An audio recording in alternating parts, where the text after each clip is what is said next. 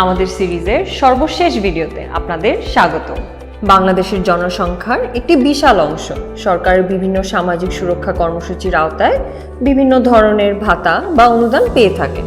বর্তমানে প্রায় সকল ধরনের সামাজিক সুরক্ষা কর্মসূচির ভাতা প্রদান ডিজিটাল পদ্ধতিতে, যেমন বিকাশ, নগদ, রকেট, উপায় ইত্যাদি সেবার মাধ্যমে পরিচালনা করা হচ্ছে। বিভিন্ন কর্মসূচির আওতায় ভাতাভোগীদের রেজিস্ট্রেশন, তথ্য গ্রহণ এবং ভাতা প্রদানের বিভিন্ন প্রক্রিয়াগুলো ডিজিটাল পদ্ধতিতে করা হচ্ছে।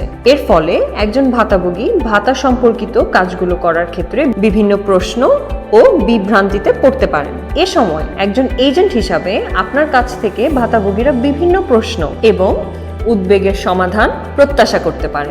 ভাতাভোগীদের ডিজিটাল আর্থিক সেবা গ্রহণ করার ক্ষেত্রে এ সকল প্রশ্ন বা উদ্বেগগুলোর উত্তর দিলে তারা ভাতা ও মোবাইল আর্থিক সেবা আরো সহজেই ব্যবহার করতে পারবেন। চলুন তাহলে দেখে নিই একজন এজেন্ট হিসাবে আপনার কি কি করণীয় হতে পারে।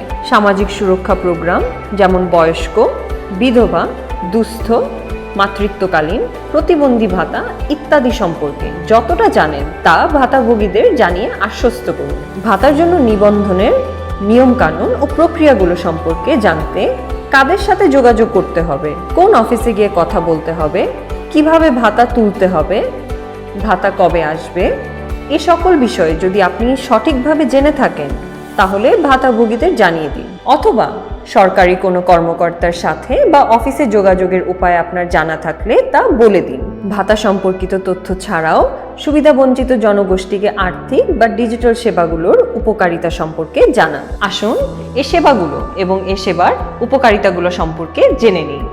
ভাতাভোগীদের উপকার করে এমন ডিজিটাল আর্থিক সেবাগুলো যেমন মোবাইলের মাধ্যমে ঋণ, সঞ্চয়, অর্থ প্রদান ইত্যাদি সম্পর্কে জানান। ক্যাশ ইন এবং ক্যাশ আউটের পাশাপাশি send money, mobile balance, recharge, bill payment, digital payment ইত্যাদি সেবাগুলো তাদের কাজে আসতে পারে। এই সেবাগুলোর সুবিধা সম্পর্কে ভাতাভোগীদের জানান যাতে করে তাদের আগ্রহ বাড়ে।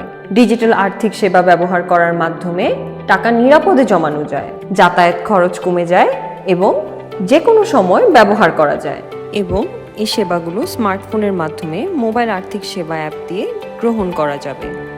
মোবাইল আর্থিক সেবার মাধ্যমে ভাতাভোগীরা বিভিন্ন সময় ক্যাশব্যাক বা ছাড় পেতে পারেন, এই সম্পর্কে জানিয়ে দিন। সর্বশেষে এই সেবাগুলো যে সম্পূর্ণ নিরাপদ সে সম্পর্কে ভাতাভোগীদের আশ্বস্ত করুন। ভাতাভোগীদের মধ্যে ডিজিটাল আর্থিক সেবা ব্যবহারের প্রতি অনীহা ও ভয় কাজ করতে পারে, তাই তাদের এই সকল সুবিধাগুলো সম্পর্কে জানান। তাছাড়াও আপনার পরিচিত মানুষের মধ্যে যারা যারা মোবাইল আর্থিক সেবা গ্রহণ করে থাকে সে সম্পর্কেও বলতে পারেন। এতে করে তাদের ভয় কেটে যাবে, সেবা ব্যবহারের প্রতি আগ্রহ জাগবে, ফলে আপনার ব্যবসার প্রসার হবে এবং গ্রাহক সংখ্যা ও সন্তুষ্টি বৃদ্ধি পাবে।